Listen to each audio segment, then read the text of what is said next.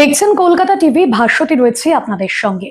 শ্রমিকদের বিভিন্ন সময় আধুনিকীকরণের নামে শোষণের প্রতিবাদ এবং বিভিন্ন বিষয়কে সামনে রেখে আজ রাজ্য জুড়ে সিটুর তরফে যে শ্রমিক আন্দোলন চলছে এবং জেল ভরো আন্দোলন যে কর্মসূচি চলছে, সেই অনুযায়ী কিন্তু নদিয়ার কৃষ্ণনগরে কার্যত ধুন্ধুমার পরিস্থিতি তৈরি হয় এবং দীর্ঘক্ষণ সেই পরিস্থিতি যে ছবি আমরা দেখতে পাই, যেখানে একের পর এক শ্রমিক তাদেরকে পুলিশ রীতিমতো আটক করে এবং যে ছবি দেখা যায় এখানে জেল ভরো আন্দোলন যে কর্মসূচিতে তারা সামিল হয়েছিলেন, সেই কর্মসূচিতে যাতে কোনো রকম ভাবে অপ্রীতিকর পরিস্থিতি না তৈরি হয়, আগে থেকেই কিন্তু যথেষ্ট পরিমাণে পুলিশ প্রশাসন মোতায়েন ছিল।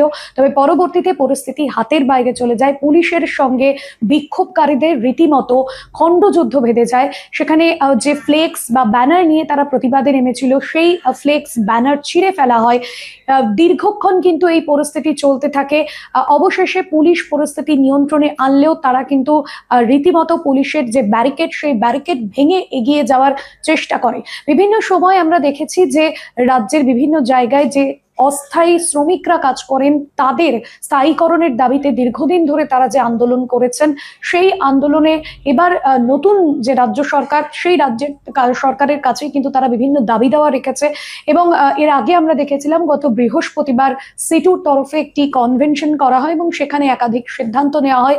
সেখান থেকে স্থির করা হয় যে 10ই অগস্ট অর্থাৎ আজ থেকে এই কর্মসূচি নেওয়া হবে এবং সেই মতোই কিন্তু কৃষ্ণনগরে পরিস্থিতি একেবারে ধুন্ধুমার হয়ে যায়।